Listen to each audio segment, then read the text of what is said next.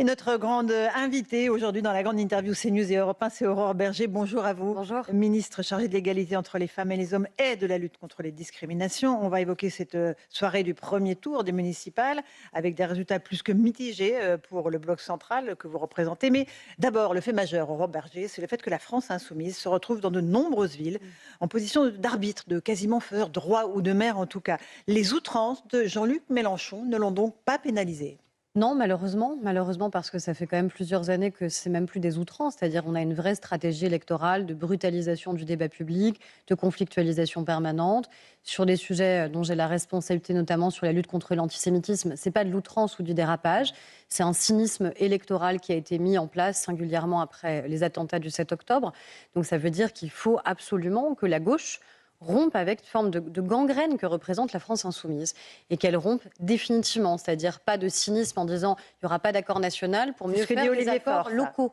Oui, mais dans ce Vous cas-là, ne le faut être croyez clair. pas quand il dit ça? Moi, je juge aux actes. Je juge aux actes. Donc, oui, il a dit qu'il n'y aurait pas d'accord national. Est-ce que ça veut donc dire que si jamais il y avait le moindre accord local entre la France insoumise et le Parti socialiste, cela serait immédiatement exclu du Parti socialiste? On voit l'attitude des écologistes qui, clairement, eux, considèrent que LFI redevient fréquentable le soir du premier tour. Donc c'est aussi ça, vous voyez, pendant des mois, on a eu une espèce de danse entre les uns et les autres. Et puis à la fin, quand il y a des élections, quand il y a un risque de défaite, parce qu'on voit qu'il y a certaines villes où des maires écologistes sont menacés, comme à Lyon, comme à Bordeaux, des villes où des maires socialistes sont menacés, comme à Clermont-Ferrand ou à Nantes, et bien là, il y a cette tentation immédiate qui revient de l'union, même avec le pire. Et ça, Aurore Berger, ce seront des accords de la honte pour vous? Oui, ce sont des accords de la honte et j'espère que ce seront des accords qui seront perdants. Moi, j'espère qu'il n'y a aucune ville supplémentaire, puisque malheureusement, certaines ont été remportées, une notamment en Île-de-France. Aucune ville supplémentaire n'ira à la France insoumise, parce qu'encore une fois, on est sur un parti qui ne peut pas demain présider, gouverner aux destinées d'une commune au regard de la politique qu'il entend mener, de cette conflictualisation, de brutalisation et de ce qu'il fait, notamment concrètement, singulièrement sur la question de l'antisémitisme. Donc il faut que la gauche arbitre, et qu'elle arbitre maintenant et pas qu'elle fasse croire que ça ira mieux demain. Non, elle arbitre tout de suite, elle dit non tout de suite, elle rompt immédiatement, de manière à ce que LFI ne soit jamais en mesure ni de prendre une ville, ni même d'en être l'arbitre. Alors, Manuel Bompard s'est félicité des résultats, bien sûr. Il appelle de ses voeux la nouvelle France et ce qu'il appelle son peuple. Qu'est-ce qu'il veut dire en réalité? Je sais pas, moi, vous savez, les appels au peuple, je me méfie toujours parce Non, mais que son comme peuple, si comme s'il y ça avait deux peuples caractérisait différents. quelque chose. Il y a une nation qui est une nation française, qui est une nation qui doit être réconciliée, qui doit être unie. Je pense qu'il y en a trop qui jouent sur les fractures, qui cherchent à les accentuer, qui cherchent à les aggraver. Normalement, quand on fait de la politique, on n'est pas là pour jouer sur les fractures ou communautariser le pays. On est là, au contraire, pour chercher à les réconcilier, à les rassembler. C'est l'inverse de la stratégie électorale de la France insoumise, malheureusement. Mais pour vous, la France insoumise n'est pas un parti républicain, dans l'arc républicain, Aurore Non, mais Berger, moi, j'ai aujourd'hui? toujours dit, vous savez, moi, j'ai pas attendu les élections municipales. Au soir du premier tour des élections législatives, j'avais déjà dit que pour moi, c'était ni RN, ni LFI. Je considère que ce sont deux partis qui ont des histoires différentes, qui ont des structurations politiques différentes, mais je ne souhaite que ni l'un ni l'autre ne puisse accéder aux responsabilités, au pouvoir. Donc, partout où on peut les faire battre, on doit les faire battre. Et pourtant, on va évoquer dans un instant les résultats du Rassemblement national.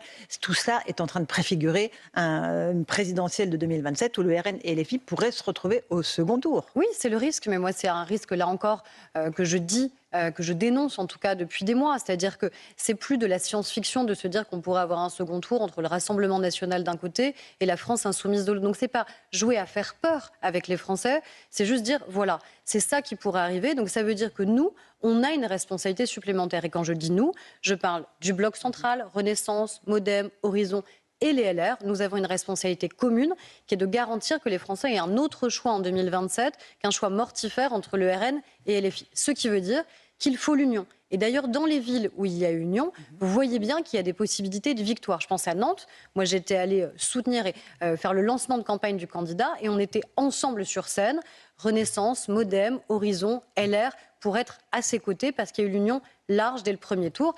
Et il est en capacité, ce que personne ne prévoyait vraiment, de pouvoir renverser le Parti socialiste à Nantes. Donc ça veut dire que l'union, elle permet la victoire, là où la désunion, malheureusement, elle risque de préfigurer la défaite. Mais est-ce qu'il faudrait des désistements? Parce que pour empêcher certains partis, notamment la France insoumise, d'accéder, il faut désister. Et là, sur les municipales, on voit que personne ne veut se désister. Et quand vous avez une situation, prenons un exemple très clair à Roubaix. à Roubaix, où malheureusement le candidat de la France insoumise est à 45% au premier tour, eh bien, je considère que l'union doit se faire derrière celui arrivé deuxième, qui est donc le seul qui peut gagner, qui est un candidat de la droite républicaine, et qu'évidemment, tous les autres devraient avoir la dignité de se désister. Si personne ne veut soi-disant prendre le risque d'avoir la France insoumise qui accède à des responsabilités, dans ces cas-là, il faut que chacun prenne les siennes. Et prendre les siennes, dans cette configuration-là, par exemple, c'est que chacun se désiste au profit du seul. Se désister, ça veut dire d'avoir aucun conseiller municipal, aucun conseiller municipal, et donc ne pas peser. Mais c'est quoi le pire ? C'est de ne plus avoir un seul conseiller municipal d'opposition, ou c'est d'avoir la France insoumise qui préside une commune ? Moi, je pense qu'il ne faut pas avoir la France insoumise qui préside une commune, pas plus que le Rassemblement national. Et dans ces cas-là, il faut être clair. Soit on est en situation de gagner, de les battre, et donc on se maintient et on va jusqu'au bout de sa candidature. Soit on sait que le maintien favorise leur élection. Et donc dans ces cas-là, on a la clarté et la dignité de se désister. Aurore Bergé, on est sur CNews et Europe 1. Pour vous, il y a un signe égal entre le Rassemblement national et la France insoumise aujourd'hui dans la gestion des communes. On voit qu'un certain nombre de mairies RN ont été remportées dans ce pays. Pour vous, c'est la même chose réellement ? Je ne dis pas que c'est la même chose parce que ce n'est pas le même corpus, ce n'est pas la même volonté, ce n'est pas la même histoire politique. Moi, je dis que je ne souhaite pas comme destin pour la France que ce soit le Rassemblement national qui gagne demain ou que ce soit la France insoumise qui gagne demain. C'est uniquement ça que je dis. Et je n'oublie pas non plus qu'un certain nombre de candidats du Rassemblement national, que ce soit aux élections législatives de 2024 ou que ce soit encore aux élections municipales cette année, ont dû être désinvestis au dernier moment par le Rassemblement national, parce qu'en regardant ce qu'ils avaient publié ici ou là sur les réseaux sociaux, on retrouve des commentaires racistes ou des commentaires antisémites. Donc ce n'est pas évoquer un passé, c'est rappeler un présent. Et un présent qui dure, là où on nous avait promis à chaque élection que le ménage serait fait et serait fait définitivement. Certains candidats ont été écartés, effectivement, encore récemment. Jordan Bardella tend la main aux listes de droite sincères, dit-il, pour l'emporter. On a parlé de la question de l'union à gauche. Il y a aussi la question des alliances éventuelles de la droite et du Rassemblement national. Là encore, vous dites, attention, il ne faut pas franchir cette ligne-là. Déjà, j'ignorais que le Rassemblement national était un parti de droite. Et moi, j'aimerais que chacun s'attarde sur ce que le Rassemblement national vote à l'Assemblée nationale. Quand le Rassemblement national vote contre la réforme des retraites, vote contre la réforme de l'assurance chômage, vote contre la réforme du RSA pour garantir à chacun de pouvoir retrouver un emploi. C'est-à-dire qu'à chaque fois qu'on fait des réformes qui vont dans un sens nécessaire et souhaitable sur le marché du travail, sur les questions économiques, le Rassemblement national s'y oppose. Par contre, il vote avec la France insoumise toute une série de taxations et de fiscalité supplémentaires. Et là encore, ce n'est pas du passé, c'est ce qui s'est passé très récemment au moment des discussions sur le budget. Donc, si Jordan Bardella nous apprend que le Rassemblement national rompt de manière définitive avec des candidats qui malheureusement continuent à tenir des propos racistes ou antisémites et qu'il nous annonce donc que le Rassemblement national devient un parti de droite, c'est malheureusement l'inverse de ce qu'ils font quand ils en ont l'opportunité dans les votes qui sont les leurs à l'Assemblée nationale. Donc c'est pour ça que cette main tendue, moi je vois bien la tentative d'affichage qui est la sienne, mais la réalité de ce qu'est ce parti politique, de ses votes à l'Assemblée nationale, démontre l'inverse de ce qu'il est en train de dire. Aurore Bergé, parlons maintenant de Renaissance. Une centaine de villes remportées sur 35 000 communes. Ça s'appelle une bérésina pour le camp présidentiel ? Ça veut dire que c'est difficile. Ça veut dire qu'on a ceux qui sont solidement ancrés et qui démontrent que c'est possible. Et puis, ça veut dire qu'on a la nécessité, encore une fois, de la clarification de ce qu'on veut porter, de ce qu'on veut continuer à porter dans la vie politique. Moi, je ne crois pas et je n'ai jamais pensé qu'on serait une parenthèse. Beaucoup de partis politiques ont espéré ça. Le macronisme est une parenthèse, le dépassement est une parenthèse. Il n'est pas grand effacé, il n'y a pas un grand effacement ? Le risque, c'est ça. Le risque, c'est l'effacement de nos idées. Ça veut dire que les élections municipales, il reste encore une semaine. Donc déjà, on est cette semaine dans un moment qui est un moment de combat face à la France insoumise, un moment de combat face au Rassemblement national, un moment de combat parce qu'il y a des villes qui sont à portée de victoire, que ce soit à Bordeaux, que ce soit à Annecy, que ce soit avec l'Union, par exemple, à Lyon ou à Nantes. Donc ça veut dire qu'il faut aller au bout de cette logique-là de l'Union et ça veut dire qu'il faut être très lucide sur les risques en 2027. Et que 2027 ne doit pas être une élection confisquée par quelques ambitions, mais la nécessité, encore une fois, du rassemblement. Parce que toutes les ambitions sont légitimes, sauf que si on n'a que des ambitions qui se juxtaposent, à la fin, aucune d'entre elles ne sera au second tour. Vous parlez de clarification, vous l'avez demandé à gauche, à droite. On se rappelle quand même que lors des dernières législatives en 2024, Gabriel Attal avait appelé à voter la France Insoumise pour faire barrage au RN. Est-ce que c'est toujours la même logique ou plus du tout aujourd'hui, Aurore Berger? Écoutez, moi, vous savez que c'était pas ma logique. Pas On a votre été logique. quelques-uns Mais très c'est votre clairement parti. à dire que nous, aux élections législatives la dernière fois, il était hors de question que pour battre le Rassemblement national, on mette un bulletin LFI dans l'urne, parce que de toute façon, je pense que ça ne fait que faire progresser le Rassemblement national à la fin. Donc c'est une stratégie qui est une stratégie perdante. Et je pense que de toute façon, elle est inacceptable au regard de ce que défend la France insoumise, de ce qu'elle défendait déjà en 2024. Donc maintenant, j'ai l'impression que tout le monde s'est rangé à la position qui était la mienne à l'époque, c'est-à-dire ni RN, ni LFI. Tant mieux, on a besoin de cette clarté. Je pense que les Français, ils attendent de la clarté. Si on voit qu'il y a malgré tout un enracinement du Rassemblement national, qu'il y a des victoires pour la France insoumise, c'est parce que, même si je les combats, et sans doute qu'ils démontrent une forme de clarté dans les projets politiques qui sont les leurs. Eh bien, à nous de retrouver cette clarté-là. Ce dont vous avez manqué. De retrouver cette clarté politique indiscutable, à la fois dans les élections locales, il nous reste encore une fois une semaine qui est une semaine de combat, et dans les élections nationales, évidemment. Mais le fait d'avoir tellement peu d'élus pour la Renaissance, je crois qu'il n'y avait que 5 grandes villes où il y avait un candidat Renaissance, ne va pas vous effacer complètement de la carte politique. On sait qu'il y aura les sénatoriales bientôt. Aucun ancrage local pour votre parti. Une fois, on a des possibilités de victoire, et donc on verra au soir du second tour. Mais parce que vous savez, moi j'ai vu, y compris d'ailleurs aux élections législatives, des candidats qui étaient arrivés en tête avec 47% et qui ont été battus au soir du second tour. C'est pas le même type de scrutin. C'est pas le même type de scrutin, je le sais bien, mais on sait aussi qu'il y a beaucoup d'inconnus. Combien de candidats seront en lice dans chacune des communes? Regardez à Paris. Est-ce qu'on aura 5 candidats en lice pour le second tour, ce qui serait quand même une première sur la capitale de la France? Est-ce qu'on va avoir... Qu'est-ce que vous dites à M. Bournazel, par exemple? Mais je lui dis ce que Rachida Dati a dit, c'est-à-dire qu'on a besoin de l'union. On a besoin de l'union. Donc il faut fusionner les listes. Il y a une volonté qui est une volonté d'alternance à Paris. Et je dis depuis le début, moi je soutiens Rachida Dati depuis le premier jour. Pourquoi? Parce qu'il y a 2 candidats qui sont arrivés largement devant les autres, le candidat de la gauche et la candidate de la droite et du centre, Rachida Dati. Donc la seule qui peut permettre l'alternance à Paris, c'est elle. Donc ceux qui se maintiennent, ceux qui refusent la main tendue, de facto, veulent donc faire gagner la gauche. Moi, je ne veux pas faire regagner la gauche à Paris, parce que je pense que Paris mérite mieux que ce qui se passe aujourd'hui en termes de sécurité, en termes d'insalubrité. Regardez le scandale absolu sur la question du périscolaire. Ça, c'est quand même une honte. On parle de violences sexuelles à l'encontre de nos enfants. Enfin, tous les parents, j'imagine, peuvent être inquiets quand ils accompagnent leurs enfants et se demandent à qui ils les confient. Et on parle de Paris. Paris, il ne peut pas dire qu'elle n'a pas les moyens de vérifier, pas les moyens de contrôler. Emmanuel Grégoire a été dans la majorité d'Anne Hidalgo. Il a été son premier adjoint. Il ne peut pas faire comme si aujourd'hui, il découvrait cette situation et qu'il n'en avait jamais eu connaissance. Donc, est-ce que ceux qui ont échoué hier peuvent réussir demain? Je ne crois pas. Moi, je crois à l'alternance et je crois à l'union. Au nom de cette lutte contre la gauche, Rachida Dati doit-elle accepter la main tendue par Sarah Knafo ou se boucher le nez en disant non, je ne veux pas de votre alliance? Se boucher le nez, mais vous voyez bien que vous ne pouvez pas avoir sur la même liste et Pierre-Yves Bournazel et Sarah Knafo. Ni l'un ni l'autre ne le souhaitent. Donc Paris sera à gauche. Mais ni l'un ni l'autre ne le souhaite, de toute façon. Donc ça veut dire que ça n'est pas possible. Donc ça doit passer par les électeurs? Mais bien sûr, mais ça passe toujours par les électeurs. Parce que je pense qu'ils détestent cette logique de tambouille qui fait que dans l'entre-deux tours, tout d'un coup, on change quelque part un peu les règles du jeu, on fusionne, on s'allie, on se désiste, etc.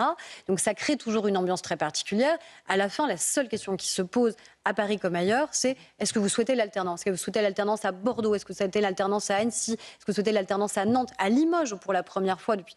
Historiquement, la droite et le centre sont arrivés en tête, pareil à Clermont-Ferrand. Donc ça veut dire qu'il y a des alternances qui sont possibles, mais ces alternances ne peuvent exister que s'il y a l'union. Encore une fois, l'éclatement de ce bloc central laisse préfigurer des jours difficiles pour la présidentielle de 2027. Comment départager tous ces candidats qui représenteront qui le macronisme, qui la droite républicaine? Faut-il une primaire ouverte? Vous y êtes favorable?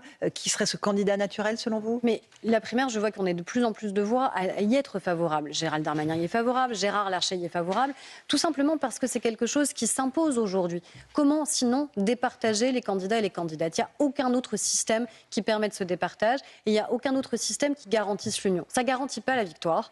Mais par contre, l'absence de primaire et l'absence d'union garantissent la défaite. C'est pas la machine à perdre, les primaires? Non, c'est pas la machine à perdre. La machine à perdre, c'est la division. La machine à perdre, c'est d'avoir une succession de candidatures qui ne permettent pas de se mettre d'accord sur un projet, une vision de société qu'on veut partager aux Français. Et à la fin, la machine à perdre, c'est donc de laisser les Français choisir uniquement entre le Rassemblement national et LFI. Je crois que le pays mérite mieux. Aurore Berger, vous serez candidate à cette primaire? Je veux d'abord qu'elle existe. Donc moi, je fais les choses dans l'ordre. Il y a des municipales, okay. Mais il reste une semaine et moi, je serai au combat et je continuerai à aller soutenir les candidats comme je l'ai fait tout au long du premier tour. Donc je continuerai à les soutenir cette semaine et je me battrai pour créer une primaire. Donc c'est trop tôt pour nous dire si vous êtes candidate à la primaire. Oui, première. parce que moi, je pense qu'il faut faire les choses dans le bon ordre dans la vie politique. Il y a le combat des municipales, il reste encore une semaine de combat, et il y a un combat pour garantir l'union et garantir déjà qu'il y ait des primaires qui puissent exister. Aurore Bergé, on a évoqué dès le début l'antisémitisme à travers les propos de Jean-Luc Mélenchon. Il y a une proposition de loi de la députée Caroline Yadan qui vise à caractériser les nouvelles formes d'antisémitisme en pénalisant l'antisionisme. Je sais que vous soutenez cette loi, mais quand sera-t-elle présentée au Parlement ? Dès la semaine du 13 avril, elle sera débattue et discutée. Là aussi, ce sera un moment de vérité qui sera très important dans l'hémicycle, singulièrement pour la gauche. Est-ce que la gauche considère que nous devons lutter contre toutes les formes d'antisémitisme? Et malheureusement, nous le savons, l'antisémitisme, il a des formes renouvelées, il a muté, il a évolué, et singulièrement depuis les attentats terroristes du 7 octobre en Israël, dont on voit bien malheureusement la traînée qu'elle a laissée, qui aurait dû être une traînée d'empathie, qui s'est transformée en traînée d'antisémitisme. Donc nous avons besoin de mieux caractériser ce qu'est l'antisémitisme, de mieux sanctionner ce qu'est l'antisémitisme. Ça ne veut pas dire abolir la liberté d'expression pour ceux qui voudraient critiquer la politique menée par un gouvernement. Pourraient critiquer la politique de Benjamin Netanyahou, par exemple. Regardez ce qui se passe en Iran. Je n'entends personne appeler à la destruction de l'Iran. J'entends ceux qui disent qu'il faut faire tomber un régime qui a oppressé, un régime qui a tué. Là, on arrive à faire la différence sur l'Iran. Pourquoi on en serait incapable sur Israël de dire qu'on peut avoir des désaccords démocratiques avec un gouvernement qui a été élu, mais que pour autant, personne n'a le droit d'appeler à la destruction d'Israël, qui est le seul État refuge au monde pour les Juifs. Donc je pense qu'il faut arriver à faire la distinction. Et ceux qui refusent de faire la distinction sont ceux qui, évidemment, cherchent à attiser le feu de l'antisémitisme dans notre pays. Vous pensez encore une fois à la France Insoumise ? Et je pense singulièrement à la France Insoumise, dont vous voyez bien l'attitude et l'obsession absolue qui a été la leur concernant Israël depuis le 7 octobre. J'aurais aimé que ce soit une obsession concernant les 1200 personnes assassinées le 7 octobre, les 51 Français assassinés le 7 octobre ou dans les mois qui ont suivi, quand pour certains ils ont été pris en captivité par le Hamas. Malheureusement, je n'ai pas senti ce mouvement d'empathie. J'ai senti uniquement une tentation très cynique et électorale. Et j'espère que la semaine prochaine, le 22 mars, les Français y mettront un terme. Pour vous, la France Insoumise est toujours un parti antisémite, selon vous ? Oui, puis on peut le dire, les tribunaux ont arbitré ce sujet. La France Insoumise est même passionnément antisémite. Ça a été reconnu comme pouvant être dit au nom justement de la liberté d'expression, au nom et au-delà de la liberté d'expression, malheureusement, au regard des déclarations qui ont été celles non seulement de Jean-Luc Mélenchon, mais de beaucoup trop de ces candidats ou de ces députés. Et pourtant, très peu de procédures judiciaires arrivent à leur terme concernant justement ces accusations. Justement, nous avons besoin d'une nouvelle loi. C'est pour ça qu'il faut que cette proposition de loi soit adoptée pour garantir que tous ceux qui justement sont en permanence sur la ligne de crête, eh bien, à un moment, puissent être sanctionnés, puissent rendre des comptes devant les tribunaux, notamment, je pense, à un certain nombre de parlementaires, d'élus, qui ont fait de cette obsession d'Israël, qui ont fait de l'antisionisme,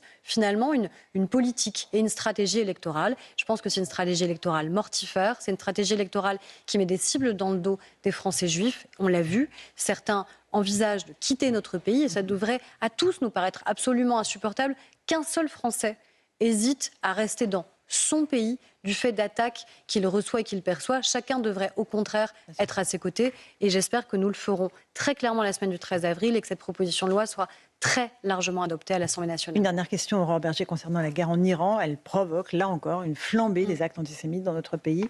Est-ce que en tout cas ceux qui commettent ces actes sont incapables de faire la différence, encore une fois, entre ce qui se passe en Iran et ce que tente de faire Israël ?